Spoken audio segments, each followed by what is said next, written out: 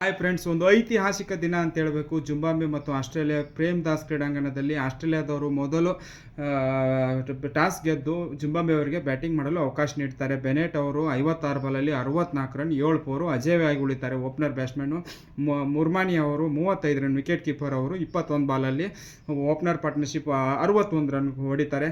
ಆಮೇಲೆ ಇನ್ನು ನೆಕ್ಸ್ಟು ಬುಯ್ರಲ್ ಅವರು 35 ರನ್, ಅವರು 20 ಬಾಲಲ್ಲಿ. ಆಮೇಲೆ ಕೊನೆಯದಾಗಿ ಸಿಕಂದರ್ ರಾಜಾ ಕ್ಯಾಪ್ಟನ್ ಅವರು ಕೇವಲ 13 ಬಾಲಲ್ಲಿ 25 ರನ್, ಒಂದೇ ಒಂದು 6 ಅವರು ಹೊಡಿತಾರೆ. ಅವ್ರ ಪರವಾಗಿ, ಜಿಂಬಾಬ್ವೆ ಪರವಾಗಿ 169ಕ್ಕೆ ಕೇವಲ 2 ವಿಕೆಟು, ಒಂದು ಗ್ರೀನ್ ಹೋಗಿದ್ರೆ ಒಂದು ಸ್ಟೋನಿಸ್ ವಿಕೆಟ್ ಹೋಗಿದ್ದಾರೆ.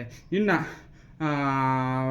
ಆಸ್ಟ್ರೇಲಿಯಾದವ್ರ ಬ್ಯಾಟಿಂಗು 29ಕ್ಕೆ 4 ವಿಕೆಟು. ನಂಬುತ್ತೀರಾ ನೀವು? 2 ಗ್ರೀನು 0, ಆಮೇಲೆ ಇನ್ನೊಬ್ಬರು ಯಾರು ಟೀಮ್ ಡೇವಿಡ್ 0 ಹೋಗ್ತಾರೆ. ಅಂಥ ಪರಿಸ್ಥಿತಿಯಲ್ಲಿ ಮ್ಯಾಕ್ಸ್ವೆಲ್ ಅವರು 32 ಬಾಲಲ್ಲಿ 31 ರನ್ನು, ಸ್ವಲ್ಪ ಮಟ್ಟಿಗೆ ಕ್ರೀಸಲ್ಲಿ ಇದ್ದರೂ ಬಿಟ್ಟರೆ ರೆನ್ಶಾ ಅವರು ಏಕಾಂಗಿ ಹೋರಾಟ 65 ರನ್ನು, ಒಬ್ಬರೇ 44 ಬಾಲಲ್ಲಿ ಆಸ್ಟ್ರೇಲಿಯಾ ಪರವಾಗಿ 146 ರನ್ಗೆ ಆಲ್ಔಟ್ ಆಗ್ತಾರೆ.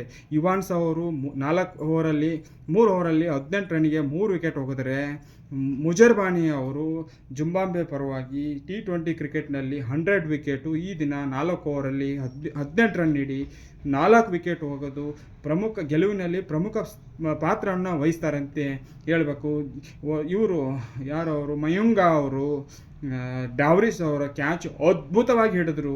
ನಾನು ಚಿಕ್ಕ ವಯಸ್ಸಿನಲ್ಲಿ ಕ್ಯಾಂಬೆಲ್ ಹಿಸ್ಟ್ರಿಕ್ ಇದ್ದಾಗ ಅವ್ರ ಫೀಲ್ಡಿಂಗು, ಆ ಜಿಂಬಾಬ್ವೆದವರು ಸ್ಟ್ರಾಂಗ್ ಫೀಲ್ಡಿಂಗ್ ಇತ್ತು.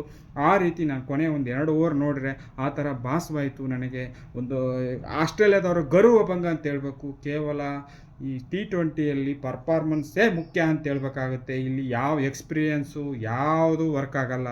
ಇಲ್ಲಿ ನೀವು ಧೈರ್ಯವಾಗಿ ಆಟ ಆಡಿದರೆ ಮಾತ್ರ ಗೆಲುವು ಅನ್ನೋದಕ್ಕೆ ಒಂದು ಸ್ಪಷ್ಟ ನಿದರ್ಶನ. ಇನ್ನೊಂದು ಸಾರಿ ಜಿಂಬಾಬ್ವೆಯವರು ಆಸ್ಟ್ರೇಲಿಯಾದವ್ರನ್ನ ಒಂದು ಕಾಲದಲ್ಲಿ ರಿಕಿ ಪಾಂಟಿಂಗ್ ಹೇಳ್ತಿದ್ರು, ಭಾರತ ತಂಡಕ್ಕೆ ಪೈಪೋಟಿ ನೀಡುವಂಥ ಬರೀ ಗೆಲುವಲ್ಲ, ಬರೀ ಅವ್ರಿಗೆ ಪೈಪೋಟಿ ನೀಡಿದರೆ ಒಂದು ಒಳ್ಳೆ ಟೀಮ್ ಅಂತೇಳಿ ಅವರು ನಮ್ಮ ಟೀಮನ್ನು ಹೊಗಳ್ತಿದ್ರು.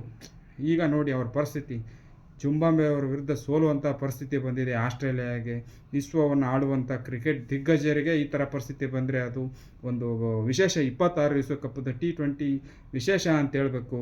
ಹೇಳ್ತಾ ಇನ್ನೊಂದು, ನಮ್ಮ RCB ಚಿನ್ನಸ್ವಾಮಿ ಕ್ರೀಡಾಂಗಣದಲ್ಲಿ ನಮ್ಮ ಕರ್ನಾಟಕ ಸರ್ಕಾರ ಕೆಲವೊಂದು ಷರತ್ತುಗಳನ್ನ ವಿಧಿಸಿ ಆಡಲು ಅವಕಾಶ ನೀಡಿದ್ದು ಒಂದು ಒಳ್ಳೆಯ ಬೆಳವಣಿಗೆ ಅಂತ ಹೇಳ್ತಾ ನನ್ನ ಈ ಚಿಕ್ಕ ವಿಡಿಯೋ ಮುಗಿಸ್ತಾ ಇದ್ದೀನಿ. ಜೈ ಹಿಂದ್.